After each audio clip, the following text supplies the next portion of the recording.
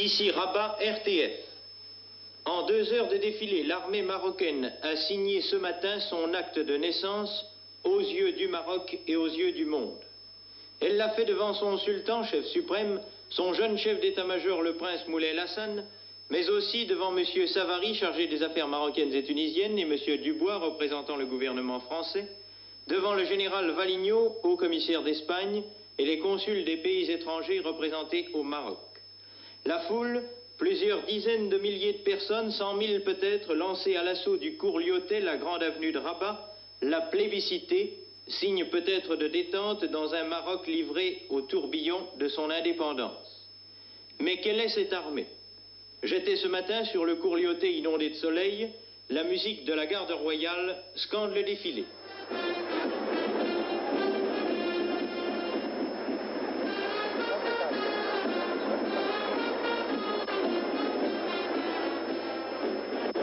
Tenue de combat kaki, col ouvert, manches relevées, les forces armées royales marocaines passent devant la tribune tendue de rouge et de vert où se tient le sultan, les personnalités du gouvernement marocain, du haut-commissariat français et du haut-commissariat espagnol.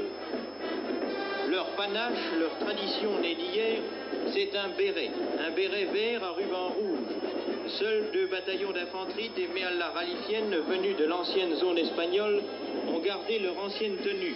Tout le reste s'est fondu dans un baptême marocain.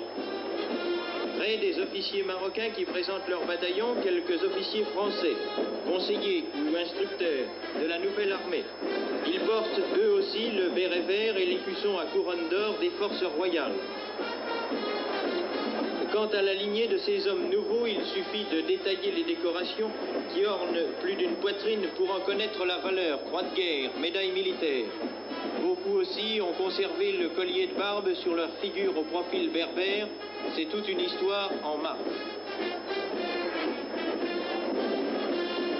Le jeune chef d'état-major, le prince Moulay Hassan, tout de blanc habillé, bottes de cuir noir, épaulettes rouges à parements d'or, regarde debout dans son commande-car ses troupes passer devant lui. Armée de tradition, armée moderne, derrière l'infanterie, voici les blindés.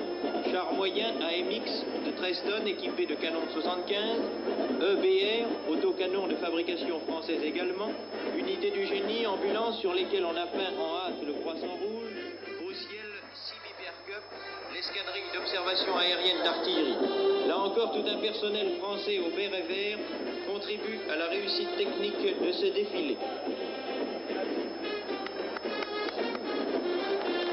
Au total, 15 000 hommes, 12 bataillons d'infanterie, 1 bataillon de génie, 2 escadrons de blindés, 2 batteries de 105 et les services annexes.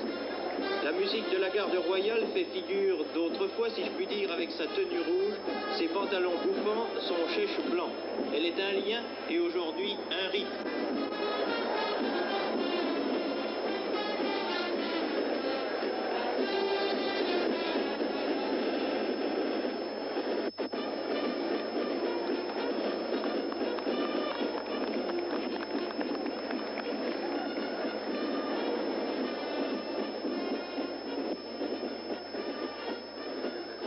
Le défilé devait se terminer à midi.